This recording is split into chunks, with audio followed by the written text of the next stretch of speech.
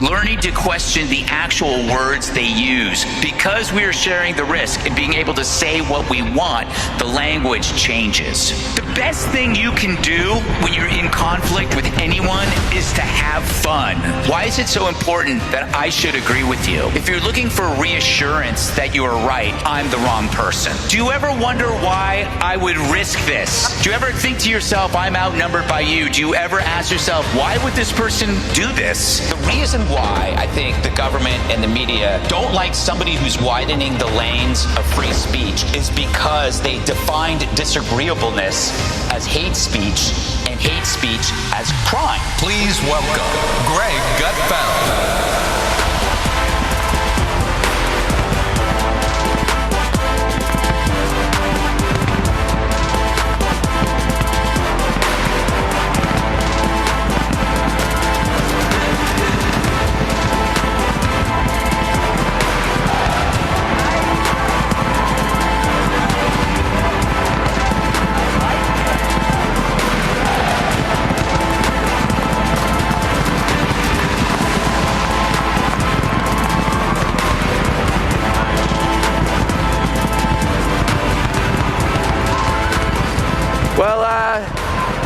Thanks for coming out. Gotta go.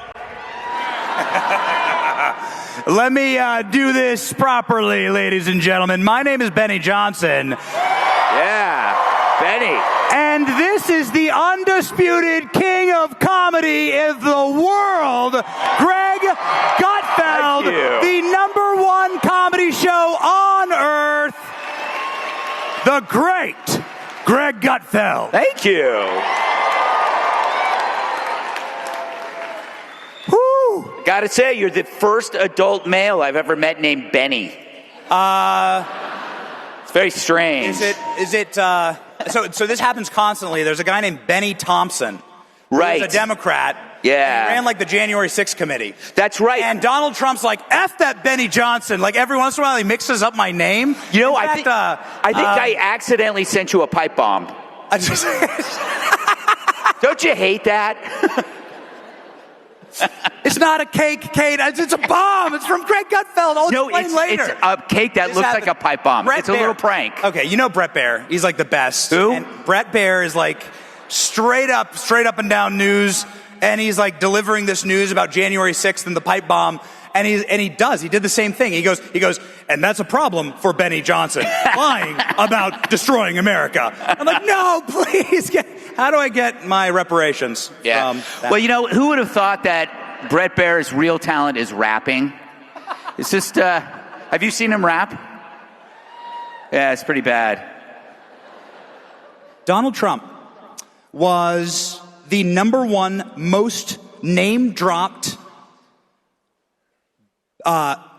American in all rap songs. According to the Huffington Post, they did a full analysis, and they found that President Trump's name was used something like 5,000 times in rap songs. Well, because Trump was culture.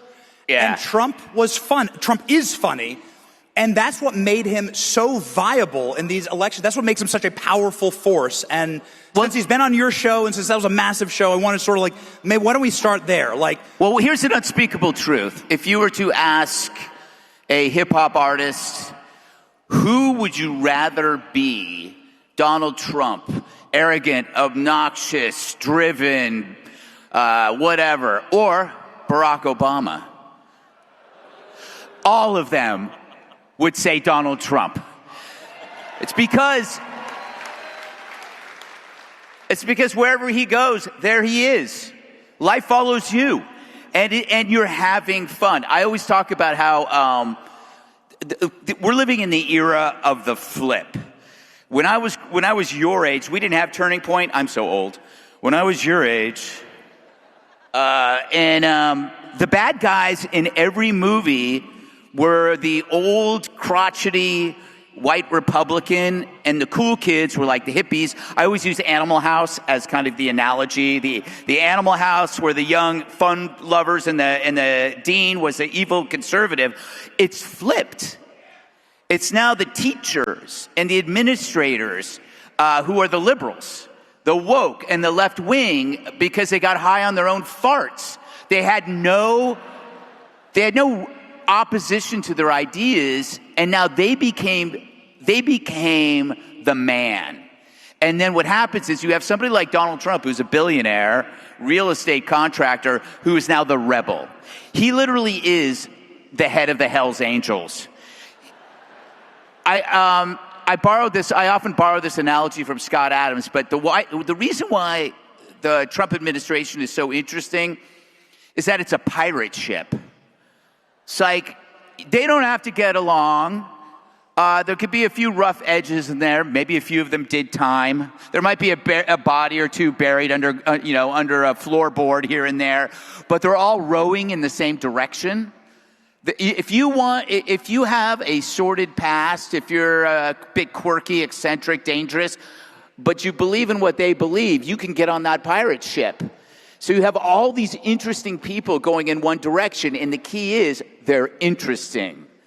They're not technocrats, they're not bureaucrats, they're not rent-seeking politicians. They're just kind of like, they remind me, I'm old, they remind me of the Oakland Raiders from the 1970s. Just dangerous.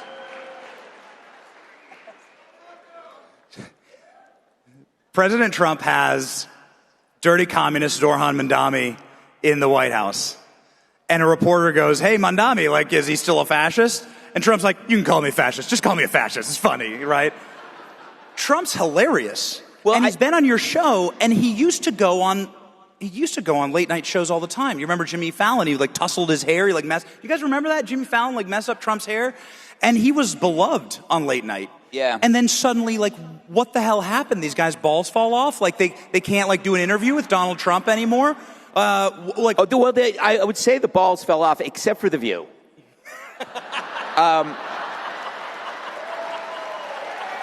Too easy. That's too easy, people. Don't indulge me. It'll just get worse. You know what I think it is if you look at why people resent Donald Trump, and I've been thinking about this for a long time, because I had the same issues in 2016, 2015, and I knew Trump. Why do people resent anything? It's because they play a role somehow in the resentment, and they have yet to confront themselves over it. So you know when you're really mad at somebody and you don't know why? A lot of times it has to do with it's exposing something about you. And I think when Donald Trump came up and you had all these people that were friends with him, he exposed something about them that they didn't want to know. That they like, and I'm going to use, let's say, I'm going to use the Never Trumper conservatives. Why were they the most extreme in their dislike for Trump? Because he exposed to them that they actually weren't the voice of conservatism, and that upset them. It's like, wait a minute. Sitting in my leather armchair, smoking a cigar, quoting William F. Buckley, I'm in charge. And yet it's this guy?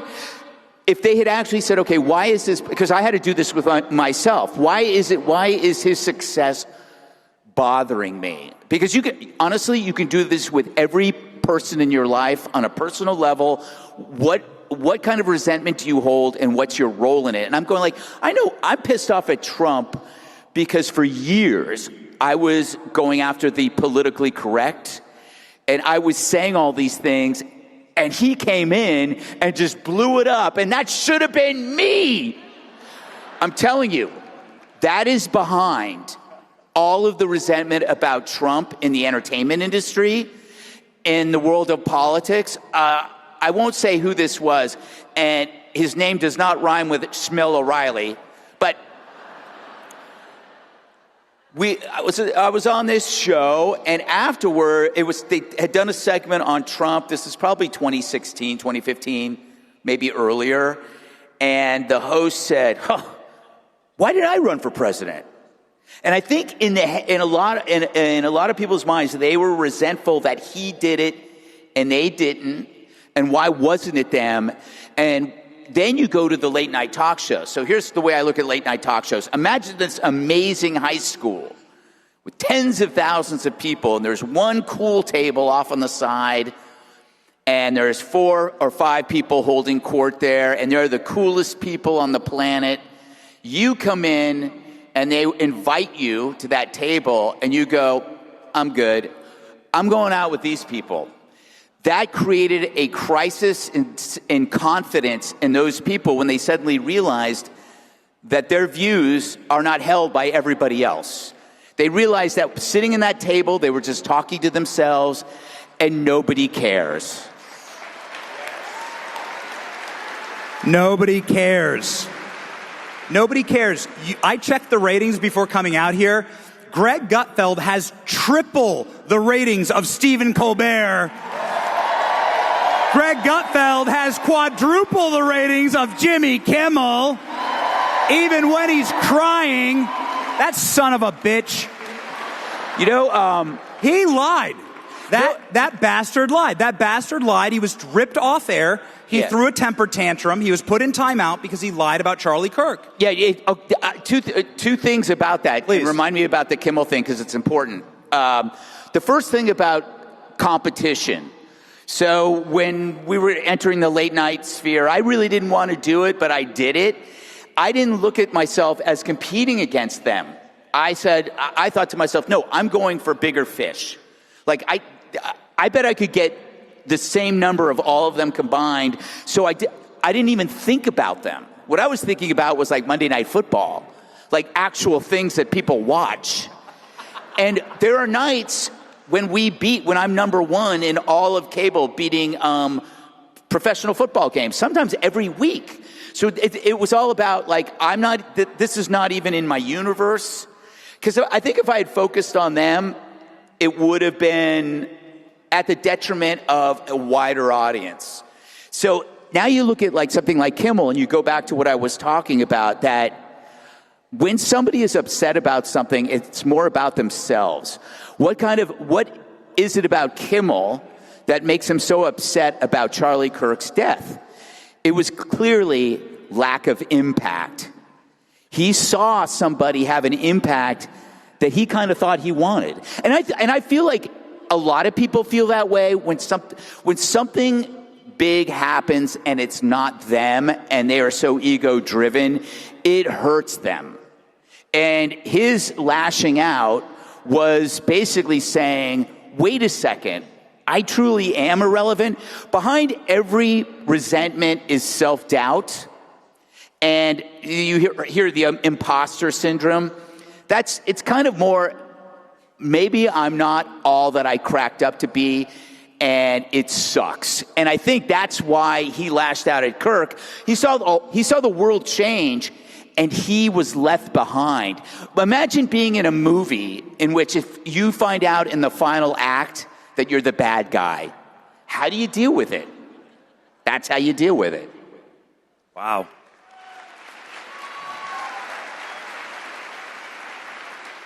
Why is the left so bad at comedy? You know, it's interesting. They always used to say that about the right. Why is the right so bad at comedy? But if you look at the comedians from the 70s, they weren't liberal. It just so happened that the left kind of like priced themselves out of comedy by putting a price on what is considered hurtful. They always say to me, Gutfeld just punches down. And I go, what am I punching down? I'm pretty short. It's not a lot of things I can punch down on. Maybe Dana, but I don't hit women. I just want to make that clear. But the idea that making fun of the trans movement is punching down, that is so completely wrong. When you go after a sacred cow, or is it a sacred bull? Sacred cow if you're talking about The View. No. See? I'm already having an impact on culture. But they would say, oh, if you're going after specific identity groups, you're punching down, like trans. No, you're punching up because they are sacred cows. They have preferential treatment that nobody else has. So I thought, I'm going after the people they say is off limits. Because, number one, I am not going to be compelled to behave in a way that they say is appropriate. And number two, yeah, you can clap.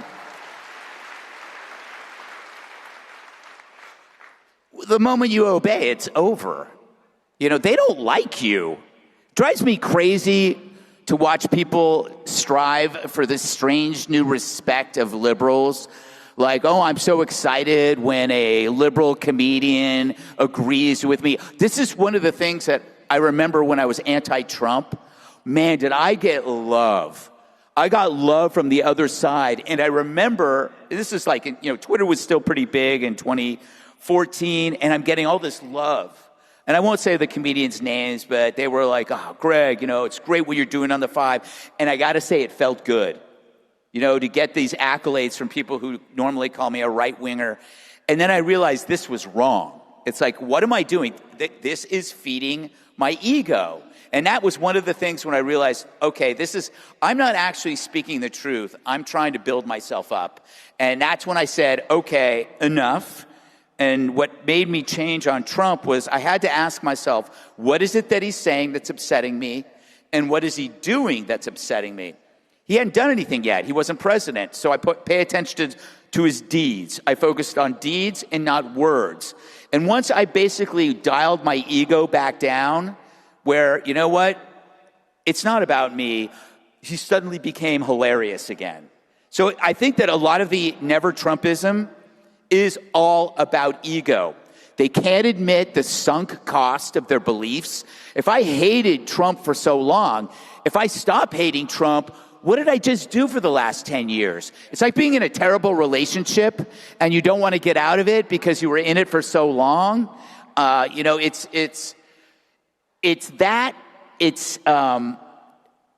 what's the other? There's an opportunity cost that you start thinking about all the things you could have devoted your time to, but it was to this.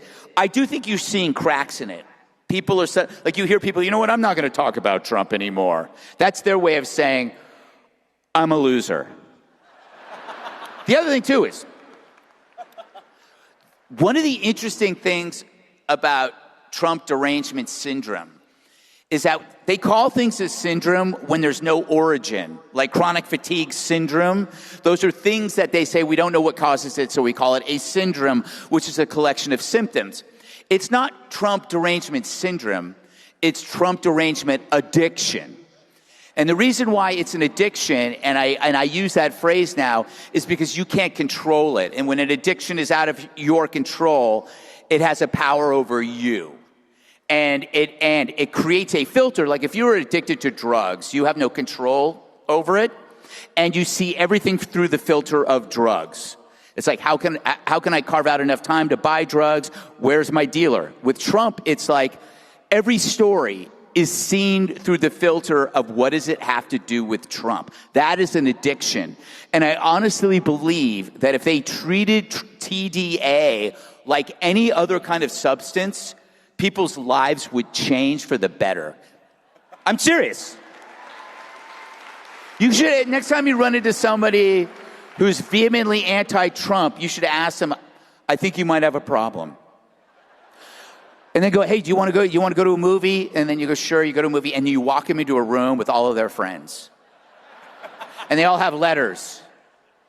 Dear Steve, we've noticed all you do is talk about Donald Trump from morning till night.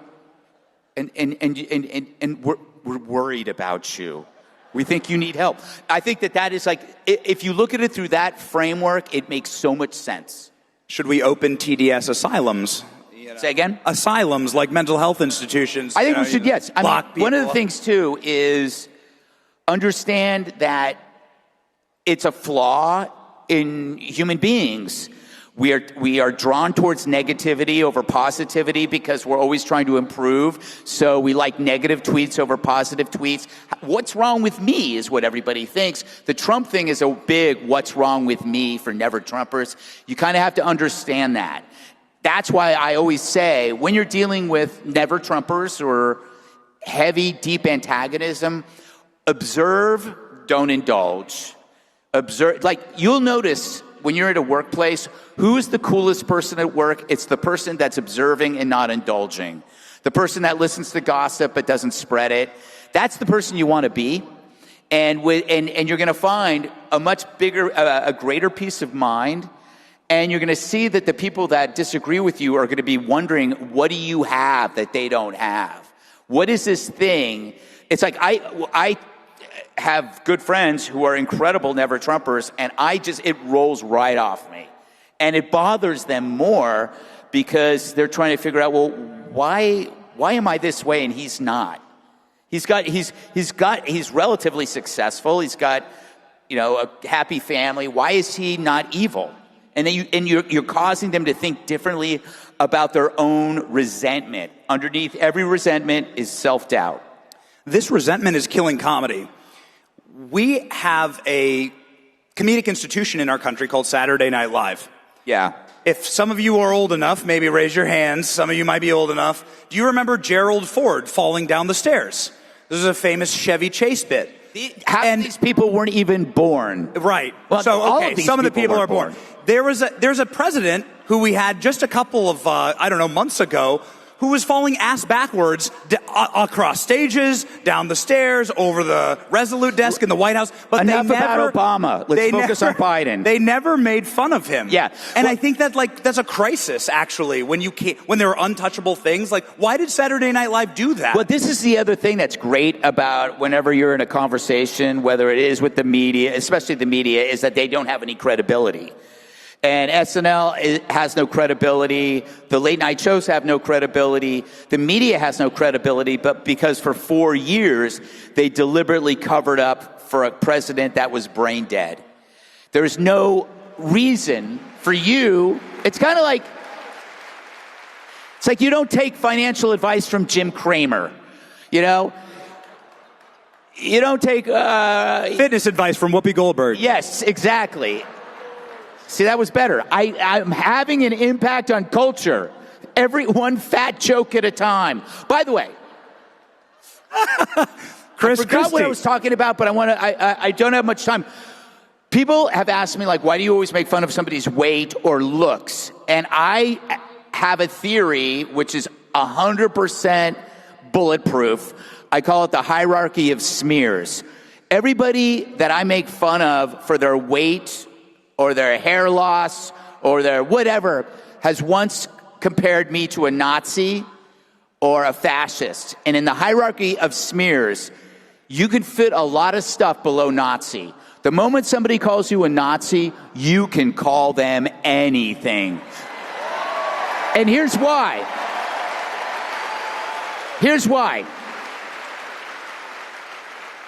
When somebody calls you a Nazi, that's an amplified narrative that puts a target on your back. But when I call Brian Stelter fat, I'm not painting a target on it, even though it could be a big one. But nobody's going to kill somebody because they're fat. But they will kill you if they've been told through a repetitive demonizing narrative that you are a Nazi. They will come for you, as we know.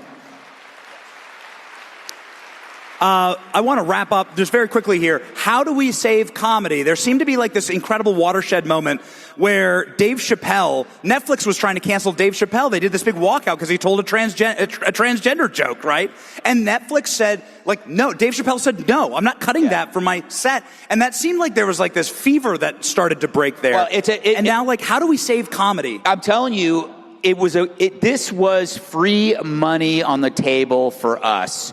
The moment the left abdicated their dedication to free speech became our win. It just so happens we got President Trump, who uses speech like, a giant paintball gun, And, all the stars aligned. I don't care I don't care if I'm going to get canceled, because I live in a world where I will always land on my feet, because we share the risk. If one of your friends gets canceled, you share the risk. You step up for people. The left, they learned that they can't even depend on each other. They will throw one of their own to the wolves with the hopes that the wolves will eat them last.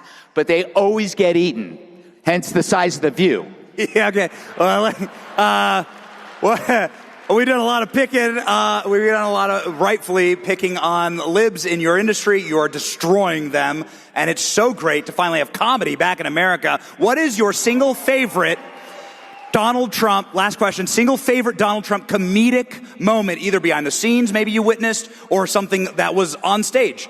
But as the most successful comedian in the industry, what's your favorite Trump comedy moment? You know what? I got to go with the all-time classic. You know, there's so many, but the all-time classic that got me out of my chair and go, that's the man, was when he said, to be fair, it was Rosie O'Donnell. That was pure comic timing. He was seeing the question coming. He could have, a pure Republican response would be, of course, that was in the past. I don't think like that anymore. There are times when it was for entertainment purposes, but that's not what he did. He said, to be fair, it was Rosie O'Donnell. And I'm sure that it wasn't just me. I'm sure millions of people got up from the chair and go, that's the guy. Who wants Greg Gutfeld to do stand-up for the next hour? Is Sandy right there? Listen to this. The king of comedy, ladies and gentlemen. Thank you. Thanks, the great Greg Gutfeld! Thank you, everybody. Thank you.